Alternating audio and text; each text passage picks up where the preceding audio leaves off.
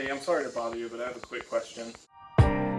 Hello YouTube, welcome to the 94 Code channel. This is my 2010 Volkswagen GTI. That is a 2-liter turbo TSI engine, and that is a junkyard 3.6 liter VR6. And throughout this video series, we're going to see if we can make the two work together.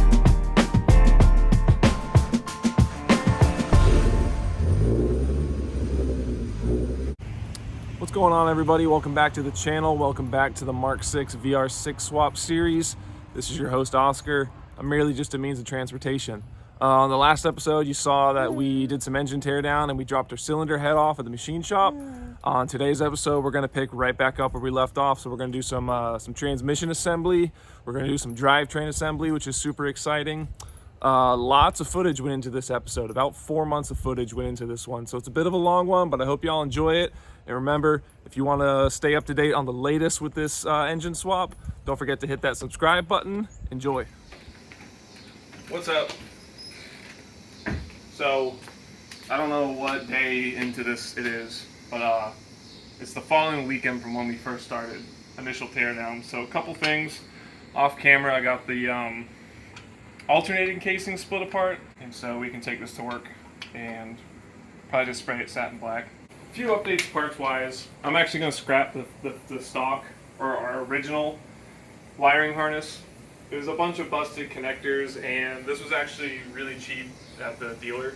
I tore apart the block timing, so that chain is off, the oil pump's off, and the guide and tensioner is off on this side. So today, if you want to follow me, today what I want to focus on is this.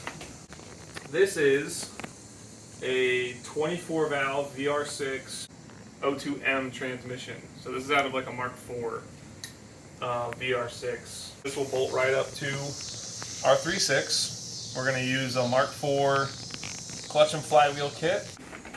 I found this transmission on Marketplace, and the seller had OEM steel shift forks that he sold with this. The fact that we got all this with new steel shift forks for $400 is a huge win. Definitely opened up the budget for the rest of the build. So what we're going to do today, I've never done this, so this will be exciting. We're going to split this apart, swap in hopefully the steel shift forks, see about maybe powder coating that at work as well. I have the reading comprehension of probably a 5th grader.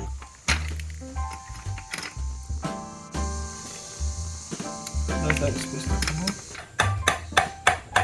So I don't know how the hell that goes back together, but we'll figure that out later.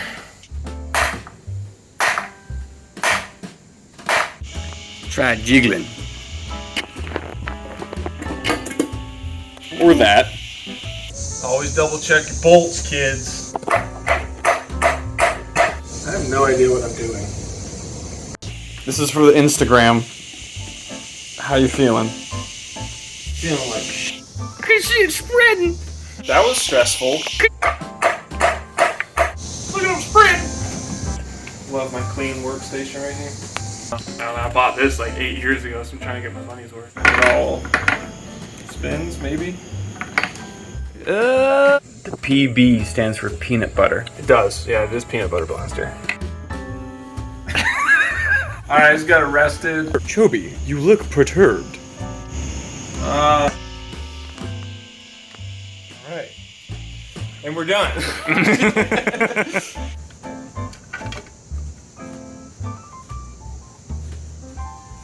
There's all sorts of bearings and gizmos in here. I don't think we're going to powder coat this.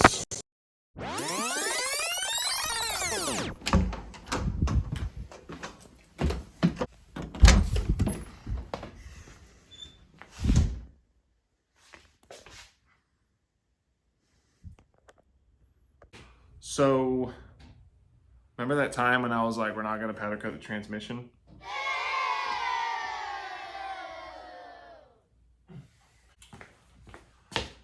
I powder coated it. Go big or go home, right? So, what we have here is one 24 valve O2M 6-speed in silver vein or silver artery, whatever it's called. It is also clear coated, and it's just a cool color. So what I'm about to do off camera, because it's going to be boring, is this is just loosely bolted together with 2 bolts. I'm going to split this back apart. I'm going to spray it down with degreaser, agitate and scrub everything, and then pressure wash it, just so we eliminate any risk of there being leftover, sandblasting media, powder coating material, just dirt, debris, that sort of thing. Next cut you're going to see is us putting this thing back together. All right, so I pressure washed, degreased, scrubbed, rinsed the transfer cases so they are free of debris, and now I have everything else staged back up. So this transmission's been apart for, I don't know, 2+ months, so I kind of forget how some of this goes together. I remember how the gear stacks go, but I kind of forget like how to get the shift tower back in, that sort of thing. We'll figure it out. So I'm gonna set y'all up on the time lapse and give this another go.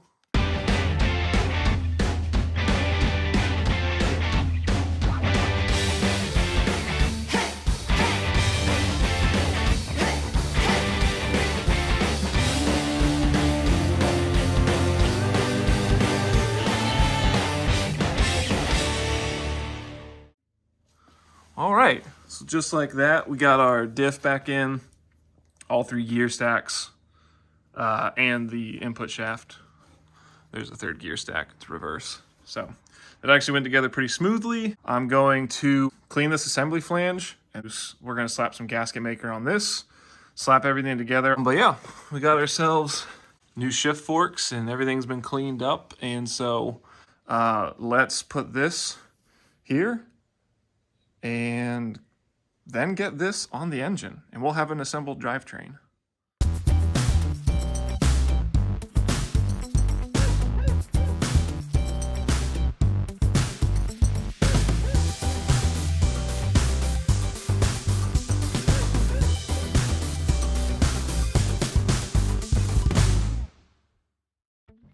Woo! Just like that, we have an assembled, almost assembled, O2M transmission that has been powder coated, steel shift forks. Hell yeah.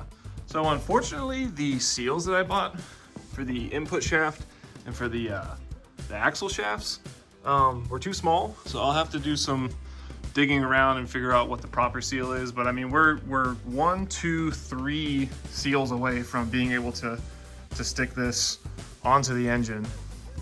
So I'm quite happy. This thing looks awesome. Shift tower's in. Nothing feels clunky, nothing feels sloshy. Everything seems to be in place. I mean, this thing is ready to rock and roll. It is September 20th, so we're about a month, give or take, into this whole project since we first started filming. We got the free Marty shirt on, but today I'm gonna get home, I'm gonna change, put some junky clothes on, and then we're gonna pull the engine outside because it's absolutely beautiful out. We're gonna get the coat of rusty primer on, and then we'll do the engine enamel on after that. So just went with flat black, and we're just gonna see if we can get this engine look a little bit spiffier. So I will see y'all at the house.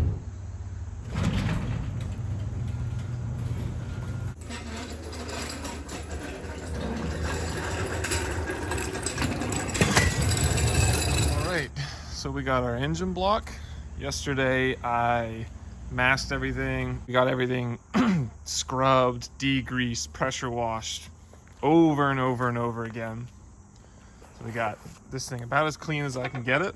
We only have 3 sides that we have to paint. So let's get to it.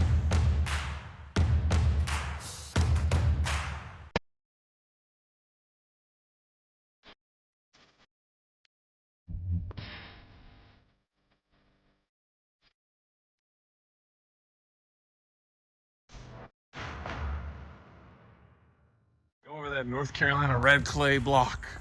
Now, so this is just the this is the product I use right here. This Rust-Oleum rusty metal primer, and I found that these foam brushes work really well because you can just dab, especially in all these nooks and crannies. Everything's looking really good, so we'll probably leave this out in the sun and let it do its thing. In all honesty, I'm probably just gonna let this chill overnight, but I'll definitely leave it out in the sun for as long as I can. Just let everything get nice and hard. And then the flat black enamel, also from Rust-Oleum. Alrighty. It's been 24 hours. We got the primer, so let's pull it back outside. Let's get going.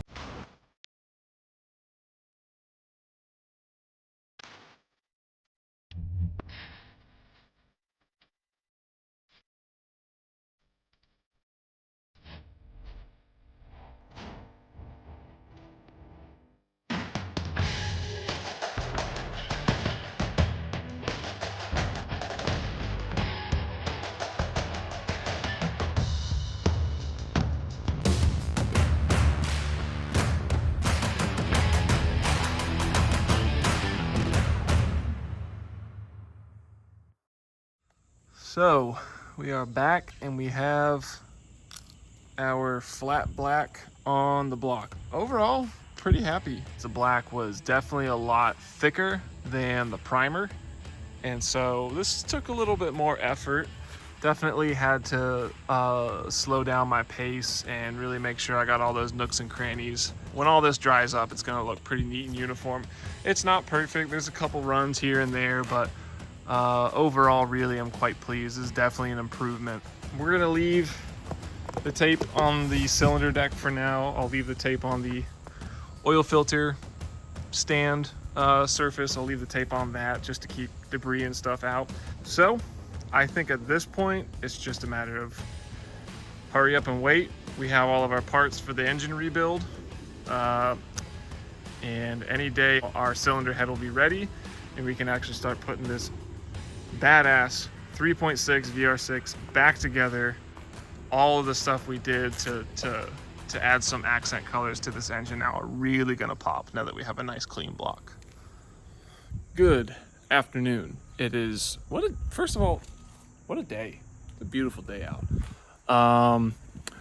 So I received the cylinder head from the machine shop yesterday. We ended up doing valve stem seals in it just because it was so gunked up with carbon that he just dropped all the valves to clean everything, and so we just called valve stem seals. So we did that.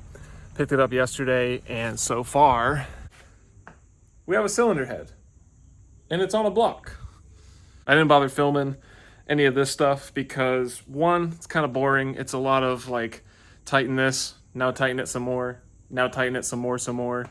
And also, this is the deepest I've been in an engine, and so I didn't want to miss anything. I didn't want to be worrying about stopping and starting the camera, and so I didn't film it. So this is where we're at.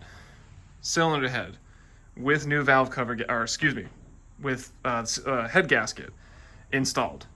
Brand new head bolts installed.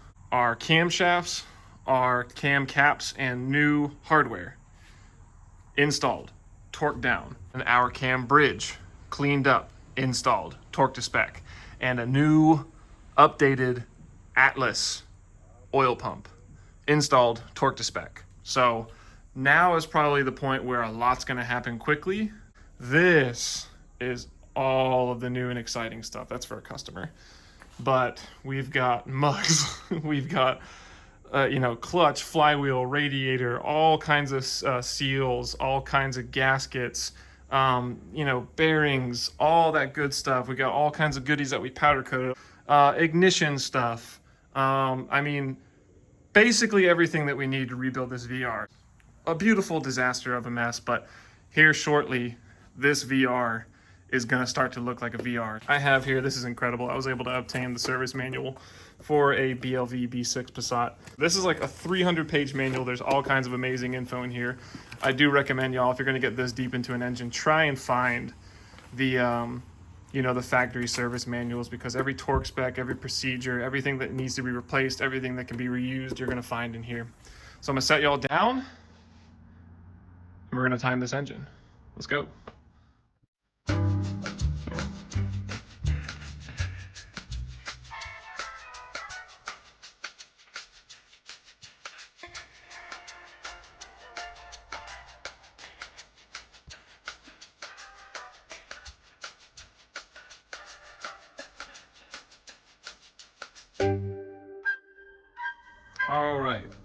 back from the time lapse, we have ourselves a perfectly timed 3.6 liter VR6. I have double and triple checked everything. These bolts I reused, but they're not torqued down yet. I'm about to head to the dealer to get replacement bolts for the cam adjuster sprockets, but we've got new oil chain tensioner, oil chain guide, new oil pump sprocket, which is the updated version, so this is actually one piece. New sprocket bolt, 12.9. These are known to back themselves out, so we replaced that. New upper chain tensioner, upper chain guide, the main upper guide, and a new chain, obviously. We have a little teeny mark right here and a little teeny mark right here. Those correspond to this little notch right here and this little notch right here on the cam bridge. Between those two little teeny chicken scratches, it's supposed to be 16 rollers. So I counted 16 rollers, rotated it 2 times. It's 2 revolutions of that. It's 1 revolution of the valve train, and I rechecked everything. So we have a little shaved tooth.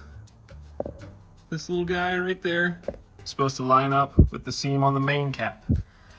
And then our little teeny arrow lines up with a little notch, little teeny arrow, lines up with a little notch. And I counted again, we have 16 rollers. So this thing is perfectly timed. All I gotta do now is torque down our new upper chain tensioner and then replace the hardware for these cam sprockets. Once I do that, we can actually move forward to sealing up the engines. We're gonna head to the dealer, we're gonna slap on some new hardware, and then we're gonna get cooking on putting the really pretty bits on this engine. What's up, everyone? Ignore my scratchy voice. I'm tired and I had 2 hockey games, but I remembered I had some of these pictures, so I figured I'd insert them. Apologies, I don't have as much content from the end of the engine rebuild as I wanted to.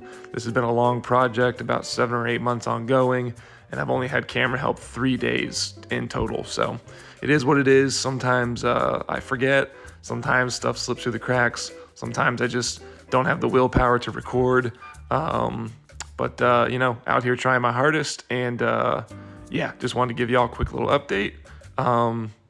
Yeah, so back to the video. Okay, so it's been a couple weeks, and I've just been busy being a stay-at-home dad, busy trying to run a business, busy trying to keep my head above water. But wasn't able to film much from when we last left off, and that is because, frankly, I just got too excited. I got into building this engine and just got ahead of myself, and if I had to pick between making sure that I filmed something or making sure that I do said thing correctly, I'm picking let's focus on the build, and, you know, we can film what we can when we can. So this is where we're at. We've got an assembled long block. I know the last time y'all saw this, it was timed and it didn't have any valve covers or nothing like that on it, and now here we are. So I'm gonna turn the camera around and I'll kind of walk you through what I've done. So again, y'all, pardon the mess. This is embarrassing, but it is life when you are trying to juggle 1,000,001 hats and tasks and roles at once. So we have an assembled long block. You'll notice we have the 2-piece manifold. 1-piece manifold is off. Honestly, I just like the way this one looks better, but also it's a 2-piece manifold. So if and when we ever have to service this engine in the car, you know, anything on the top half, zip a couple bolts off, 1 bolt on the back, and this whole upper portion of the intake manifold is going to come off, versus that's all 1 piece. If I had to do a valve cover gasket, I would have to take my whole front clip off to access the bolts on the bottom. So got the 2-piece manifold on. We have our beautiful powder-coated and rebuilt alternator. We have a not powder-coated AC compressor, but that'll probably come back off and I'll just like quickly rattle can it. You're also never going to see that. We have this beautiful valve cover that I have powder coated to match my future faces. We have everything torqued down and assembled, so now you can see this beautiful hammer tone finish on my upper and lower timing covers. We got our Zealous Manufacturing dress up bolts. I love that the dress up bolt kit includes bolts for this, and you will literally never ever see this. A whole transmission goes here, but you know, I love it. It's there. We know it's there, so that's cool. And we have a brand new engine wiring harness. This is OEM from the dealer. Come over to this side, you see we got our engine mount bracket that's also powder coated. We have a new crank pulley cover and gasket. We powder coated our oil pan. Again, one of those things where it's like you're never gonna see it, but I know it's there. You know, I mean, it's assembled, so we got our fuel rail in.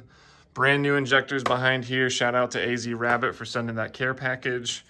We have as many of our fuel lines ran as we can. Made into the junkyard run and got some of this evap stuff. I didn't think ahead when I pulled this from the junkyard to get some of this stuff, but was able to find another car and was able to get all this stuff. So this can all be plumbed correctly and it's all OEM and it isn't gonna be hacked and spliced together.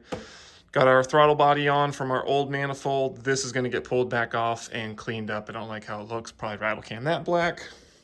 Other miscellaneous things, so like the engine lift brackets have been powder coated black. A lot of the bracketry and stuff back here, our heat shield, powder coated black. Coolant hard lines, powder coated black. Got our Porsche, what is this? Oil cap, wow. OEM coil pack harness cover. This is not gonna come off until we are running. So this is just the stock plastic dipstick handle. I'll probably get one of the billet ones from ECS. I really like how those look. I have one on the TSI now. I mean, new pulleys, you know, tensioner pulley, idler pulleys, new serpentine belt. This is a really nice piece here. This is from SP Turbo, Schimmel Performance. This is a billet oil filter stand. This is really dope because the factory oil filter housing is still full of oil. Has this guy right here. It's a little plastic anti-drain back valve. That valve is known to fail, and it also does not hold pressure very well, and it can make its way inside your engine, and that's no fun. But this eliminates that plastic drain back valve and uses a screw-on style filter instead of a canister style. And what's significant about that is these screw-on oil filters have that anti-drain back valve. And so every time that we do an oil service on this engine, we are replacing that drain back valve because again, it's in the filter. This is a really nice piece, super high quality, and it arrived really fast, and it included stainless steel mounting hardware as well. Shout out to Schimmel Performance, definitely check them out, spturbo.com. They sell a lot of cool parts for VR and VR swap projects. So I think what we're gonna do today, we're gonna install our South Bend clutch. We got a South Bend clutch kit with a lightened single mass flywheel, which you see right here. It includes all new freshy fresh hardware. So I'm gonna put you on the stand. Let's get this thing installed.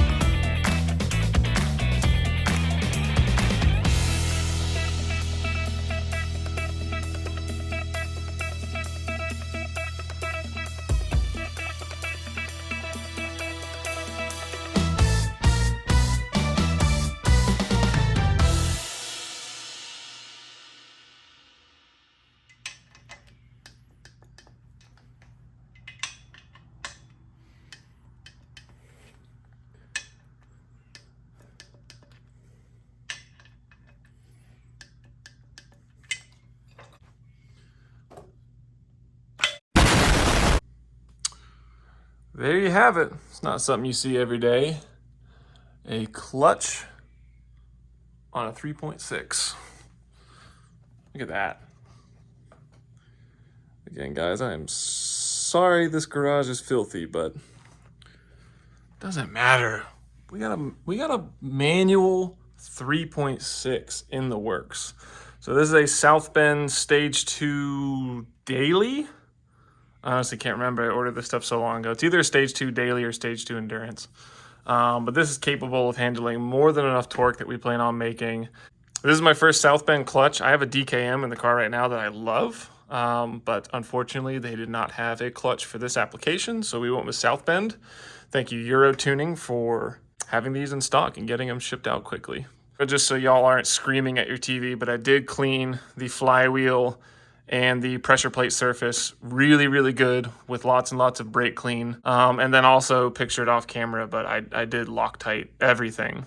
So there really is nothing left to this engine other than, you know, some plumbing for the cooling system, but that will kind of be figured out once it's in the car. Manual 3.6. If you listen closely, you can almost hear it. Look at this. Soon this will be where that TSI is. I'm so stoked with how this engine came out. I'm so glad that we decided to pull the head off, get that cleaned up. God, it was so yucky before. Now it's nice and smooth and pretty and clean. So your nice black powder coated alternator. Powder coated this pulley, powder coated this bracket, the heat shield, all the associated brackets and coolant lines on this side. Powder coated our valve cover, engine hoist brackets, more coolant lines, lower timing cover, upper timing cover. It's kind of a shame that it's covered in all these wires, but so exciting. Gonna be a shame to see this go. This has been such a great engine for me for so long, and I've put so much time and money into this, but 3.6 liter VR6. Ugh, I cannot wait to pop the hood and see that badge. That's a good car too.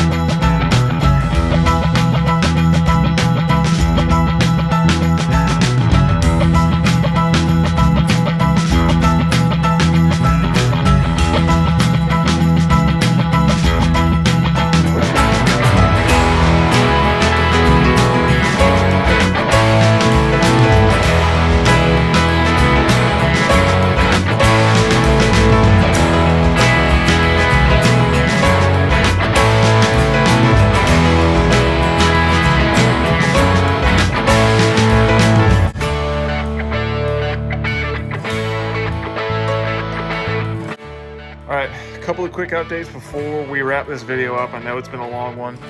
So we got the correct seals. Transmission is bolted on. Got ourselves a starter at the junkyard. Fingers crossed it works. Keep our clutch and flywheel in there. And so with that, we have a fully assembled, manual swapped 3.6 liter VR6 drivetrain. So this thing is ready to rip, you know, hopefully. As with anything in the engine swapping world, you know, any and everything can in fact go wrong. So I'm super excited. I'm actually starting to take apart the GTI right now. So we're kind of like, I'm filming for both episodes. Tired of excuses. It's time to get the 2.0 out of that. This episode spanned almost 4 months, so there was a lot to pack in here. But this is where I'm gonna leave it. Appreciate y'all watching. Don't forget to like, comment, subscribe, whatever. And I hope that you join in for the next video when we stick this and that. So until then, I'll catch you guys later. Appreciate it, and see you next time.